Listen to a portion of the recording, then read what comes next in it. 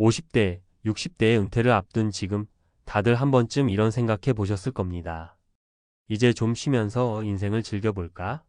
하지만 현실은 녹록지 않습니다. 돈 걱정에 밤잠 설칠 때가 많고 예상치 못한 의료비나 생활비가 발목을 잡습니다. 통장 잔고는 줄어드는데 물가는 계속 오르고 노후 준비가 제대로 안 됐다는 불안감이 머리를 떠나질 않죠. 은퇴 후의 삶, 정말 제대로 준비가 되어 있나요? 혹시라도 이 정도면 괜찮겠지라는 막연한 기대만 하고 있다면 지금 당장 현실을 다시 점검해야 할 때입니다. 1. 쉰다는 것은 계획 없이 찾아오는 것이 아닙니다. 한 친구가 있었습니다. 58세에 은퇴를 했고 그동안 모아둔 퇴직금과 약간의 연금으로 살아갈 계획이었죠. 하지만 퇴직 후 예상치 못한 문제가 발생했습니다. 은퇴한 다음 날부터 건강검진에서 심각한 이상이 발견되었고 병원비가 크게 들었어요. 또 은퇴 이후에도 자녀들의 교육비 지원과 예상치 못한 결혼 비용까지 부담해야 했습니다. 결국 2년 만에 다시 일자리를 찾아 나서야 했죠. 이 사례에서 알 수 있는 것은 쉼을 꿈꾸기 전에 철저한 재정 계획이 필요하다는 겁니다. 얼마나 오래 살지, 어떤 일이 생길지 아무도 예측할 수 없기에 안정적인 자금 흐름이 없는 상황에서의 쉼은 환상일 뿐입니다. 2. 돈 없이 쉰다는 자유의 대가는 작지 않습니다.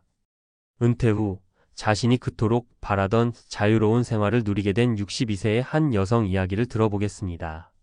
은퇴 직후 그녀는 해외여행을 다니고 다양한 취미 활동을 하며 진정한 쉼을 만끽하는 듯 했죠.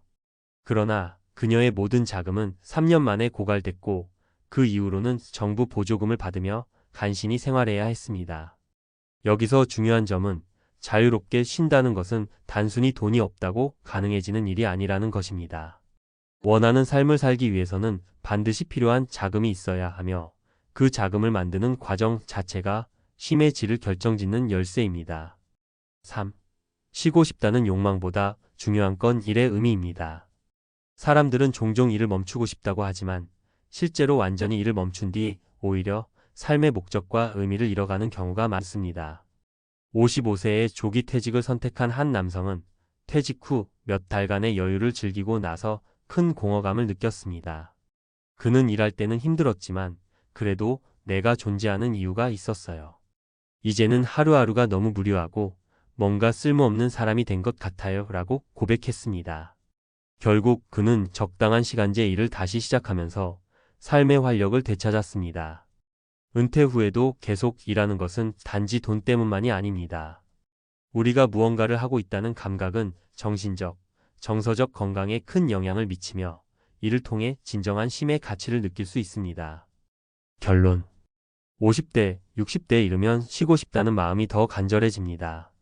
그러나 쉬기 위해 필요한 것은 단순히 시간이 아니라 철저한 재정 계획, 의미 있는 삶의 목표, 그리고 꾸준한 활동입니다. 돈 없이 쉰다는 것은 환상일 수 있습니다. 삶의 질을 유지하면서 쉼을 즐기고 싶다면 지금부터 계획을 세워야 합니다. 적당히 일하며 경제적 안정과 정서적 만족을 동시에 추구하는 것이야말로 우리가 진정으로 바라는 삶의 모습 아닐까요? 쉼은 준비된 자에게만 허락된다. 오늘 이 글이 여러분의 은퇴 준비에 작은 도움이 되길 바랍니다. 전문가 칼럼 쉼 준비된 자만이 누릴 수 있다. 50대와 60대, 우리 인생의 중요한 전환점에서 많은 분들이 스스로에게 묻습니다. 이제는 좀 쉬어도 되지 않을까? 하지만 이 질문에 대해 제대로 된 답을 내리지 않으면 꿈꾸던 여유로운 삶 대신 현실의 고통과 마주할 가능성이 큽니다. 이번 칼럼에서는 돈 없이 쉰다는 것의 위험성을 좀 더 구체적으로 파헤치고 쉼을 제대로 준비하는 방법을 제안하려 합니다. 1. 돈 없이 쉰다는 환상, 뒤따르는 현실은 무엇인가? 우리가 흔히 쉬는 삶을 떠올릴 때 대부분은 유럽 소도시에서 여유롭게 커피를 마시고 책을 읽는 장면이나 따뜻한 햇살 아래서 취미를 즐기는 모습을 상상합니다. 하지만 그 이면에는 경제적 준비 부족이 가져오는 냉혹한 현실이 숨어 있습니다. 예를 들어 60세에 조기 은퇴한 어 씨의 이야기를 들어봅시다. 그는 퇴직금과 소액연금을 기반으로 나는 많이 쓰지 않으니 괜찮다고 생각했습니다. 하지만 예상치 못한 지출이 이어졌습니다. 집 보수비, 건강검진에서 발견된 질병 치료비, 자녀의 결혼 자금 지원 등 작은 것들이 쌓여 3년 만에 퇴직금은 모두 사라졌습니다. 결국 63세에 다시 일자리를 찾아야 했지만 이미 체력은 떨어졌고 일자리 구하기는 쉽지 않았습니다. 교훈 심은 가만히 있으면 저절로 오는 것이 아닙니다. 재정적으로 충분히 준비되지 않은 상태에서의 쉼은 단순히 또 다른 생존의 스트레스를 만들어낼 뿐입니다. 돈 없이 쉼의 허상에서 벗어나기. 재정적 독립이 기본. 많은 사람들이 돈 없이 쉼이라는 이상적인 삶을 추구합니다. 하지만 재정적 독립 없이 이런 쉼은 불가능에 가깝습니다. 그렇다면 어떤 준비가 필요할까요? 첫 번째, 고정 수입을 만들어라. 쉼을 꿈꾼다면 고정적으로 들어오는 소득이 있어야 합니다. 예를 들어 월세 수입, 연금, 소규모 자영업 등은 퇴직 이후에도 경제적 안정을 유지하는 데 필수적입니다. B씨는 작은 주택 2채를 마련해 한 채는 본인이 살고 다른 한 채는 임대를 주었습니다. 매달 들어오는 임대료는 생활비를 충당했고 덕분에 그는 경제적 걱정 없이 여유로운 삶을 살 수 있었습니다. 교훈: 지속적인 수입이 없다면 쉼은 잠깐의 행복이 아니라 오래된 불안으로 바뀝니다.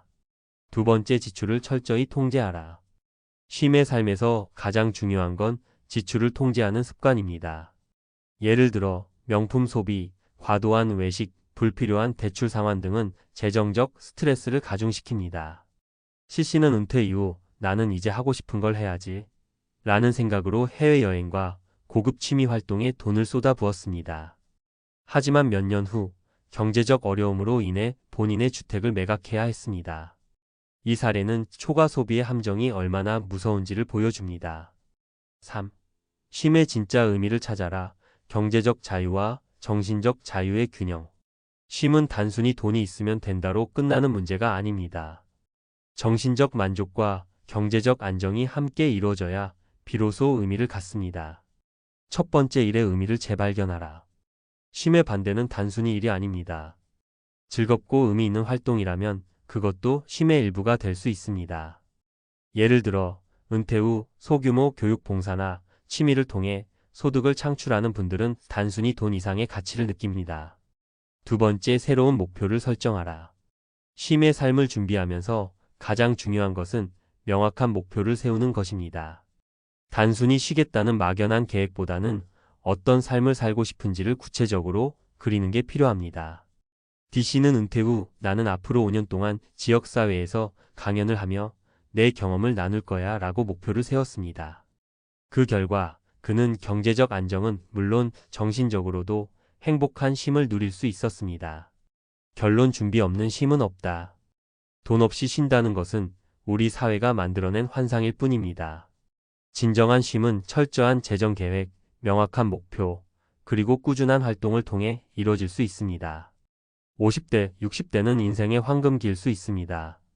그러나 그것은 우리의 선택과 준비에 달려 있습니다. 지금부터라도 계획을 세우고 작은 한 걸음부터 시작해 보세요. 쉼은 준비된 자만이 누릴 수 있는 특권입니다. 여러분은 어떤 삶을 준비하고 계신가요? 지금이 바로 그 답을 찾아야 할 때입니다.